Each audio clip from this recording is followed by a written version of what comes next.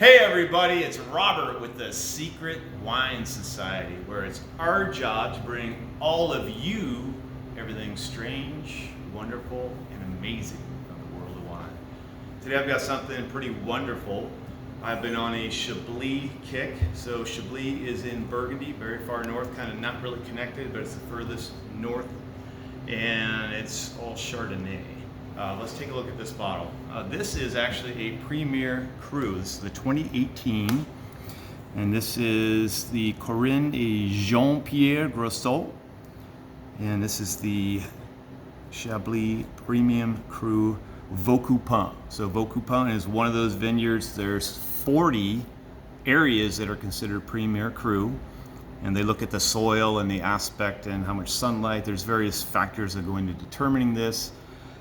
But there's also some of these locations also have more than one vineyard. So the actual amount of vineyards is more towards 80.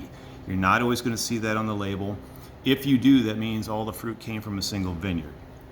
Like you couldn't have multiple Premier Cru grapes going into one. They wouldn't allow you to put 3 different vineyards on there. So Vaucoupin is actually located in southeast Chablis, and it's on a valley. So you've got this east-west valley, and you've got some vineyards on one side facing south, which is very important because Chablis can be kind of too cool to get the grapes right. So these particular vineyards are extremely steep, and some of it has to be worked by hand, which is very expensive.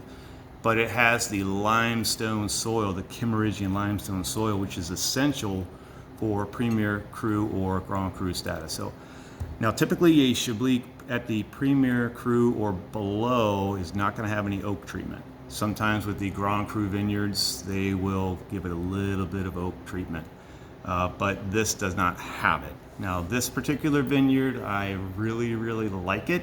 It's got some great intensity to it, so let's get right to it. It's 12% alcohol, I think. Let's check it out. It looks like 13.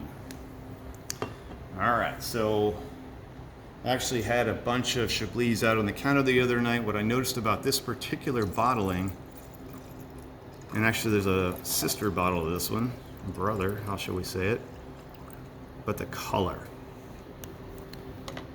Now I really am a stickler about how something looks in the glass, and that's different from the actual color of the wine. I mean, how does it look from back here? This is stunning. It's got great reflections on it. It just looks really elegant. It's hard to tell and like really get that across to you guys, but some of these Chablis at the lower level, they have this greenish tint to it, but that's not a very regal color. I think gold and just light lemony. This is a really pretty wine. It just looks great in the glass, and you will look great drinking it, right? So let's check that out. Get a little closer there, camera lady.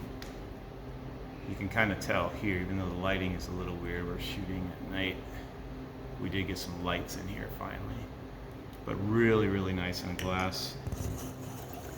But let's see what this has to offer.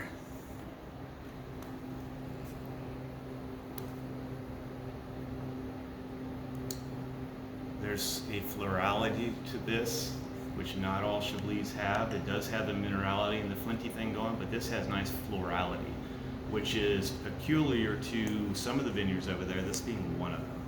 And I kind of dig it in this wine.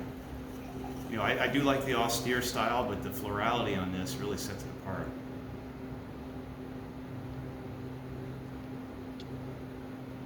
Getting like chalk dust, pear, yellow apple, a little bit of passion fruit. This is lovely, and it's actually changing in the glass.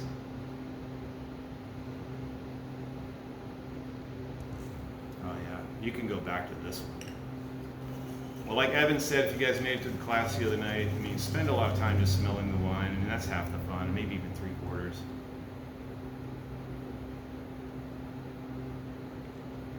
That is really nice. Let's try it.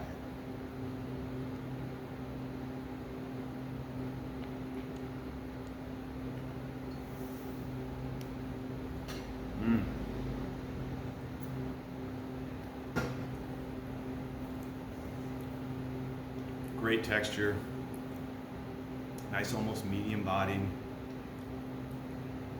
great acid, minerality. quality, and the finish is miles and miles long. That is a lovely wine. Let's try this again. I mean, this isn't a cheap bottle by any stretch, but nor is it overly expensive in my opinion. I think this one's worth every penny.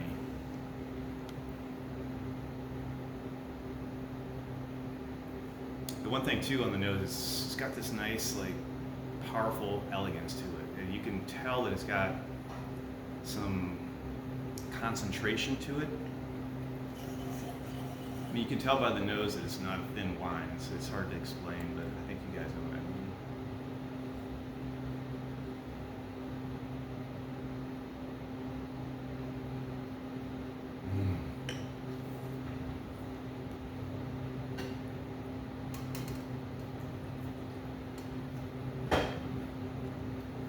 So, you guys have to try this. If you say or think that you don't like Chardonnay, I think you'll like this. There's no oak.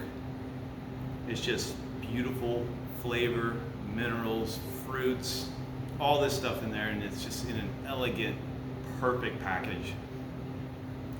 I love Chablis, so I won't make you guys suffer any longer, but I'm gonna finish this off camera because it's too great to waste. You can't not drink this, but it'd be great with seafood. Dungeness crab, this would be awesome with that. Chicken even, but it's just a wonderful, wonderful, wonderful wine. There's another one we will be reviewing soon from like I said, the Brother Sister Vineyard, and I love that as well. All these are gonna be in on Friday. So if you like what we're doing here, make sure you hit all the relevant buttons. And we are still open. And of course, if you need something in an emergency, you know where to reach me, and I'll meet you here to get you guys through your wine emergency. Love you all, and stay safe. Talk to you soon. Bye.